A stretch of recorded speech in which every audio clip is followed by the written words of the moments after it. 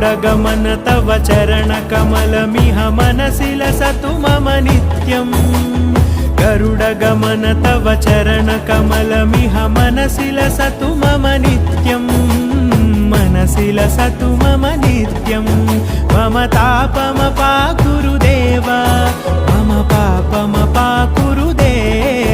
मम तापमपाकुरुदेव मम पापमपाकुरुदेव